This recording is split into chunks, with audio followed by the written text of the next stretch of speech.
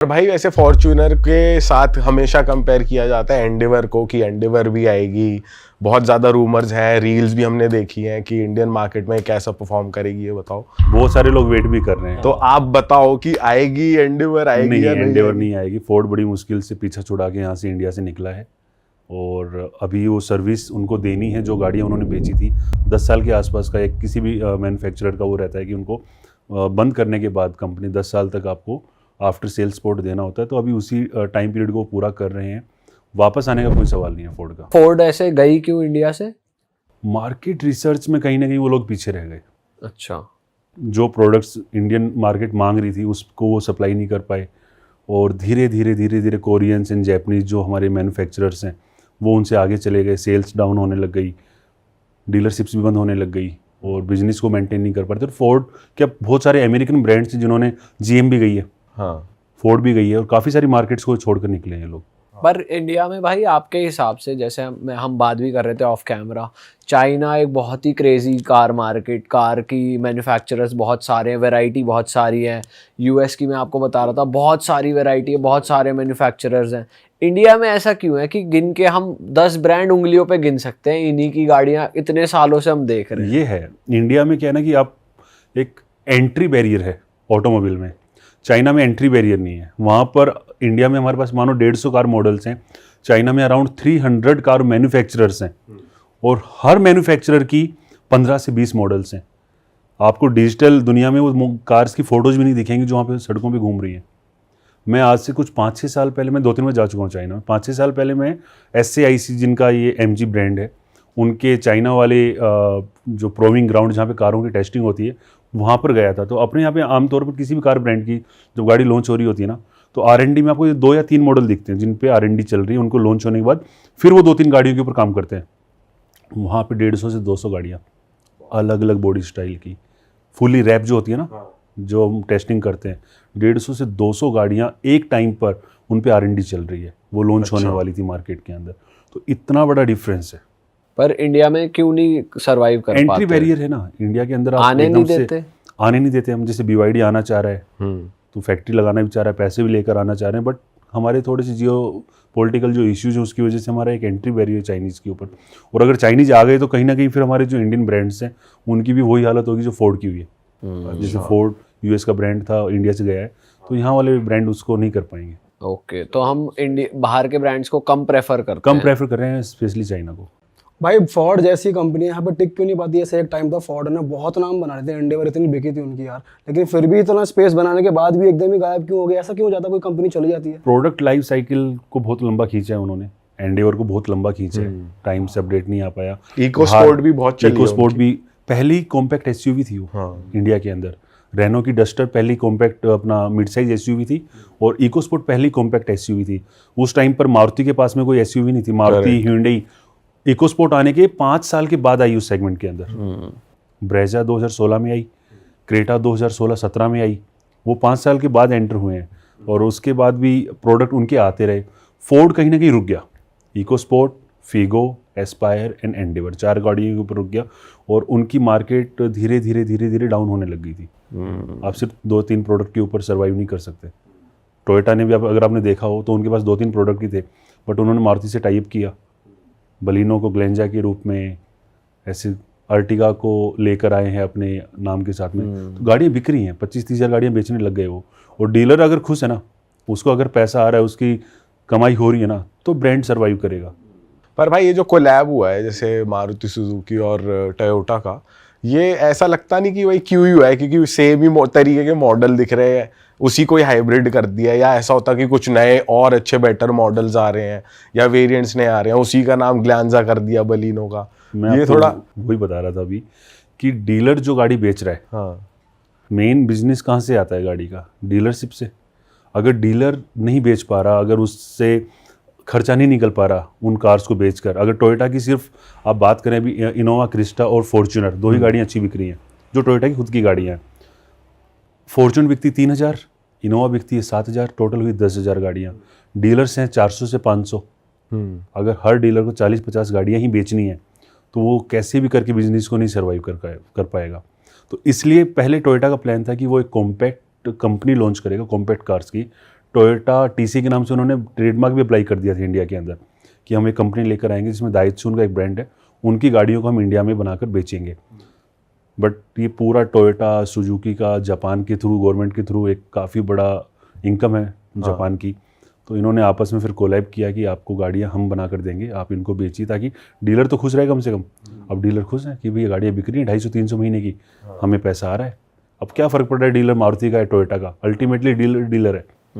तो वो सर्वाइव कर गया, इसलिए उनकी गाड़ियाँ 30,000 बिकने लग गई। हाँ, और लोग भी ले ही रहे हैं। लोग तो ले ही रहे हैं, लोगों को तो बेस से मतलब नहीं है, उनको पता है 10 लाख में यही आएगा, तो वही मिलना है, चाहे मारुति से ले ले चाहे टोयोटा से ले ले, मिलना वही है। भाई अभी हम फॉर्च्यूनर की बात कर रहे थे, फॉर्च्यूनर से आज की डेट में MG ग्लॉस्टर को भी कंपेयर करा जाता है, तो MG को आप कैसे देखते हो? या इसमें अगर कोई आपसे पूछे कि अगर वो जा रहा है 40-50 लाख की रेंज में और ले रहा है गाड़ी, तो ग्लॉस्टर वर्सेस फॉर्च्यूनर में आप क्या कहोगे? देखो, ग्लॉस्टर साइज़ में, फीचर्स में, प्राइस में, हर मामले में फॉर्च्यूनर से ऊपर है। लोगों को सेगमेंट में गाड़ी नहीं चाहिए, लोगों को सेगमेंट में फॉर्च्यूनर चाहिए। सही बात है। मतलब वो ऐसा नहीं बोलते कि यार हमें गाड़ी लेनी है 50 लाख की, वो कहते हैं फॉर्च्यूनर लेनी, कितने की आएगी ये बताओ। भाई फॉर्च्यूनर जेन्युइनली सही में लुक वाइज अगर मैं बताऊं अपना पॉइंट ऑफ व्यू तो सही में अच्छी लगती है, बट जैसे ग्लॉस्टर को मैं देखूं तो वो थोड़ा ढोबरा टाइप लगता है कि भाई एक बड़ा वो चल रहा है कंटेनर। ढोबरा तो नहीं, बट ये है कि वो थोड़ी सी फैंसी साइड है। हाँ, थोड़ी सी फैंसी साइड है, मतलब वो उसकी जो डायमेंशंस हैं ग्लॉस्टर की, वो प्राडो लैंड क्रूजर की साइज की है। वो 5100 लगभग मिलीमीटर की लंबाई है, हाँ, विड्थ में प्राडो से बड़ी है, तो उस साइज की गाड़ी को उन्होंने फॉर्च्यूनर के प्राइस में लॉन्च किया है। और टोयोटा का क्या है ना, टोयोटा को पसंद नहीं कि उसकी प्राइस में कोई एंटर करे। तो जब ग्लॉस्टर लॉन्च हुई थी ना, तो मुझे याद है प्राइस उन्होंने फॉर्च्यूनर के बिल्कुल आसपास रखा था। तो अब यार दोस्त हमारे भी जर्नलिस्ट हैं ही, बोला यार अब तो फॉर्च्यूनर कैसे बिकेगी इस पैसे में, और इतने सारे फीचर्स, साइज़ भी बड़ी, सब कुछ। मैं बोला 3 दिन में प्रेस रिलीज आ जाएगी, टोयोटा अपनी गाड़ी का प्राइस बोला कितना कम करेगा, मैं कम नहीं करेगा, बढ़ाएगा। फटाफट 3 लाख रुपए बढ़ा दिया उन्होंने। कुछ नहीं करा उन्होंने, ना फीचर्स ऐड करे ना कुछ करा, उन्होंने गैप रखा कि ग्लॉस्टर और फॉर्च्यूनर में प्राइस डिफरेंस 3 लाख का है। अब आप लेने जाओगे, अच्छा ग्लॉस्टर तो 42 की आ रही है, फॉर्च्यूनर 45 की हो गई। सोचो तो वो कैसे माइंडसेट के साथ खेलते हैं ना, कि उन्होंने प्रीमियमनेस बनाकर रखी है। हाँ, हमेशा से माइंड में। एंडेवर के टाइम भी यही होता था, एंडेवर एक टाइम पे ऐसा लगता था भाई बहुत ज़्यादा बिकने लग गई, उस टाइम उन्होंने प्राइस इंक्रीज कर दिया, डिस्काउंट नहीं दिया, प्राइस इंक्रीज कर दिया, तो माइंड में ये आ जाता है वो महंगी है। करेक्ट। तो कुछ तो कारण कुछ है तो कि वो अलग है महंगी उसमें जो वो महंगी है। बट अगर ड्यूरेबिलिटी और वैसे कंपेयर करा जाए अंदर से, और मतलब कंपनी वाइज भी कंपेयर करा जाए, तो कौन सी बेटर है? टोयोटा हिलती नहीं है 15 साल 20 साल 25 साल नहीं हिलेगी, वो इतनी ठोस गाड़ी है ना। फीचर्स कम है, एक तो इलेक्ट्रॉनिक्स बहुत ही कम है। अब ऐसा क्यों भाई टोयोटा फीचर्स कम देता है? देता ही नहीं है उसको, पता नहीं वो पुरानी माइंडसेट है 50 साल से कि यार हमारी गाड़ियों में मतलब जितना कम मैकेनिकल, जितना कम इलेक्ट्रॉनिक्स पार्ट्स होंगे ना उतना बढ़िया रहेगा। वो देते ही नहीं है फीचर्स, उनको ठोस गाड़ी चाहिए, लॉन्ग ड्यूरेबिलिटी वाली चाहिए। अब उनको ये थोड़ी पता है इंडिया में 10 साल के बाद आप चला ही नहीं सकते, तो उतनी ड्यूरेबल मत दो ना भैया। तो वो इनोवा लेके आए ना अपना हाई क्रॉस, वो उतनी ड्यूरेबल नहीं है। आपको 2-4 महीने बाद वो डोर्स के अंदर से आवाज़ आने लग जाती है हाई क्रॉस के। क्रिस्टा में नहीं आती, हाई क्रॉस में आती है। तो थोड़ी सी वो कमज़ोर होने लगी हैं उनकी गाड़ियाँ।